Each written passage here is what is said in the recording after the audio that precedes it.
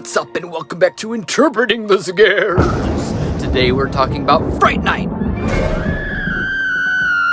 Now the thing about this movie is that it's the first film in the only series on my list this month that I hadn't seen before, nor did I know anything about it. I've always heard about it, of course. The title is indeed classic. As a whole though, I was utterly blind to what it was even about. It could have been complete garbage for all I knew. So, crossing my fingers, I dove in hoping that for whatever I was diving into wasn't shallow water, but rather something deeper and deserving of the classic title it currently possesses. Time to finagle a score out of this review, and let's get cracking. This review is brought to you by the word of the day, finagle, to get or achieve something by guile, trickery, or manipulation. Fright Night tells the story of young Charlie Brewster, somebody who idolizes classic vampire films. That is, until he realizes that the next-door neighbors who just moved in are indeed bloodthirsty vampires themselves. The problem is, nobody around him believes him, so he does the only thing that he can think to do in this precarious situation: track down Peter Vincent, an actor famous for killing vampires in the movies, and get him to take care of the issue for him. Something impressed me when I saw this film, which again was my first experience with it as a whole.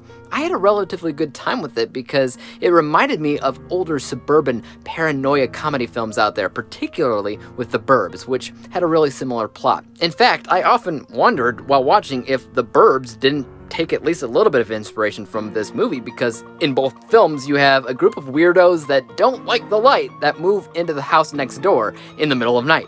In both movies, you got somebody who is spying on the new neighbors, making wild claims that they're actually murderers. In both movies, it has a kooky sense of humor. The only difference is that this film is a tad more serious when it comes down to those claims. Another thing that I found fascinating with this movie is that horror comedies in the 80s were vastly different than the way that they're made today. I've seen a lot of comedies from this decade and a lot of horror films, but to be honest with you, I don't think I've really ever seen a horror comedy. In the year this film came out, I feel like Fright Night would have worked really well when it came down to blending the two genres. It would have been just as funny as it was scary in the year 1985, but I think it's more of a product of its time nowadays, and a lot of it comes off as corny, where maybe the comedy still works out pretty well, but the horror part is kind of silly. That's not to say that I didn't like it. In fact, I actually love the practical effects and makeup design for the vampires, and whenever they transform or ooze out some liquid or another. We don't do that kind of work in the cinema anymore, and that's too unfortunate because I really love practical effects. I am, however, incredibly curious on how they handled the remake because I love the cast of the new film. You got Anton Yelchin, David Tennant, and Colin Farrell. Come on! The last positive that I wanted to mention was that this film had a little bit of Rear Window in it, a little bit of The Three Amigos, where they hire an actor known to kill vampires in the movies to do it in real life, which is a very, very good premise. I love it when movies do this. So again, in 1985, I feel like this movie would have seriously been great. Speaking now about the negatives though, I'm not sure. I really do think a mass majority of the problems that arise in this film are due to its age, and how things that worked in 1985 no longer work now and come off completely differently. Like the acting from the best friend. Oh my god, how annoying. Like how the horror itself isn't scary but rather corny. Generic things like that. So nothing that actually stands out as a negative specifically. It's just aged. I will definitely be interested in watching the remake though, but before I do that, there is a sequel to this one that I have yet to see. Let's talk about my score for a second. From an unbiased technical level, I feel like Fright Night is actually fairly decent. It's nothing perfect, it's nothing that stands out much other than maybe some of the practical effects and premise all around, so that unbiased score is 70%. My biased score, however, is slightly higher at 74%, because in general, I really did have fun with the premise.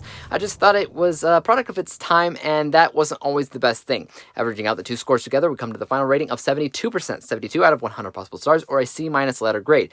The only other movie during my Interpreting the Scares event to get a C- letter grade has been the first Resident Evil movie.